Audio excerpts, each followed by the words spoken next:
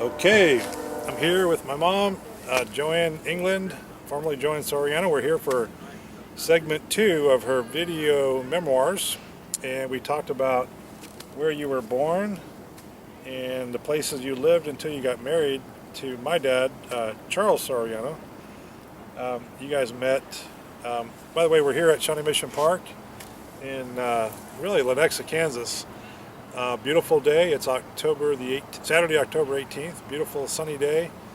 My mom's here from California. She came in from Seal Beach, California to spend a week with her 3 kids here, Alex, Andrea, and Eric. And we're just enjoying having her here. So just asking my mom what about some of her history so we could pass this on to the kids and they can know what Grandma Jo, how she lived and where she lived. And so after you got married, well, Grandpa Charlie was in the Army. We got married while he was still in the Army. He was in the Army. He had just finished basic training, so we lived in Fort Smith, Arkansas while he went to leadership school there, and then we moved to Lawton, Oklahoma, to Fort Sill, where he went to OCS, Officer Training School. So did he have his degree at that point? No. So he left college without his degree, went into the Army. Did he get drafted? Well, he quit college so he would be drafted so he could get the GI Bill. Oh, he quit college so he could be drafted and get the GI Bill. To finish college. To finish college. Brilliant. So how far along in college was he when he went into the Army? Well, I think he had 2.5 years in, because when we went back, it was 1.5 years that we stayed in Rolla. A year and a half? So did he was going for a mechanical engineering degree, right? Well, originally he went for civil engineering because his father wanted him to do that, but then when he went back, he went to mechanical engineering because he knew that was his real field. All right, so you got a mechanical engineering degree. Right. So the Korean conflict concluded, Right. and you're at Fort Sill. Then what happened? Oh, at Fort Sill. Well, weren't you at Fort Sill when the Korean conflict ended?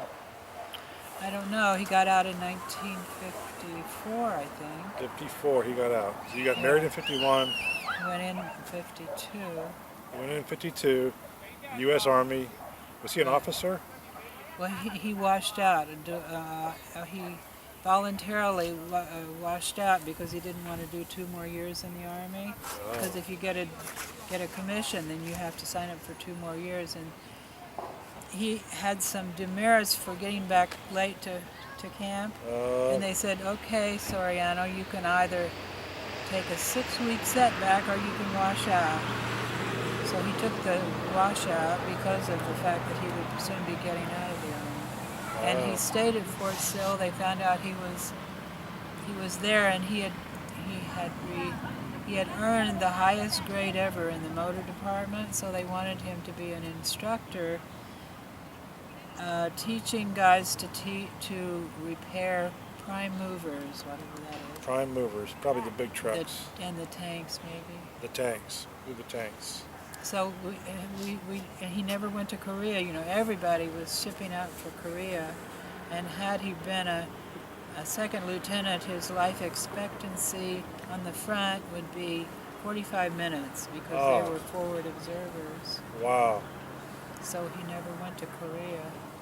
Never went to Korea. It's a good thing, because I am here. In 54, I wasn't born yet.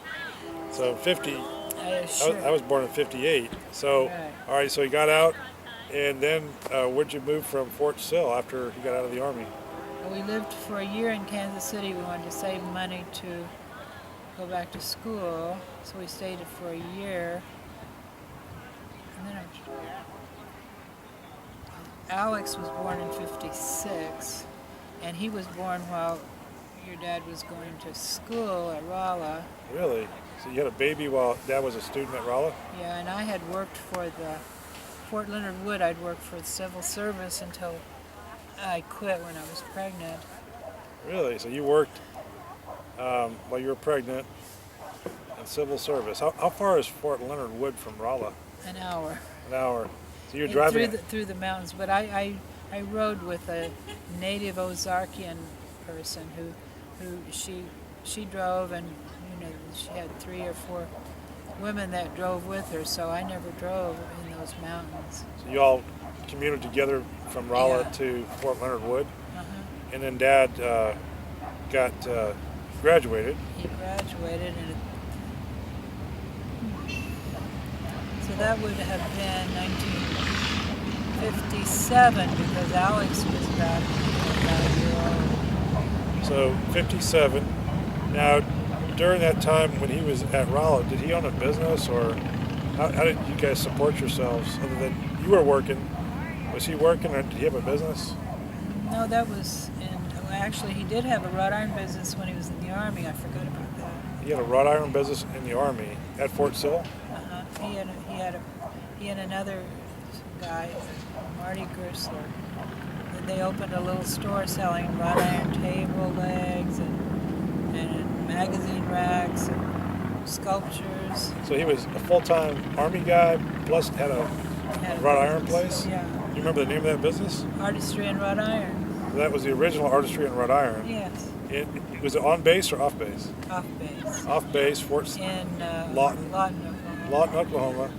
And so Dad, didn't like he was a lazy man, right? Worked full-time in the Army, then he came home at night, I guess, and worked the business, Yeah. selling wrought iron Well, to... and I would stay in the store during the day. Oh, you ran the store. Yeah. So you guys, you've been a retailer. Yeah. See, all these things are... All those things are coming back that I'd never thought about for years. Well, they're coming out. It's good to kind of reminisce. Yeah. And that way, I get to hear your 6 kids get to hear it, and then your grandkids can hear it Yeah. and know a lot about you that they wouldn't otherwise know. That's Right. why we're doing this. Just kind of video memoirs of JoAnn Englund, formerly JoAnn Soriano. So I think we'll call that a wrap on episode number 2. Okay. Right? That is so funny how you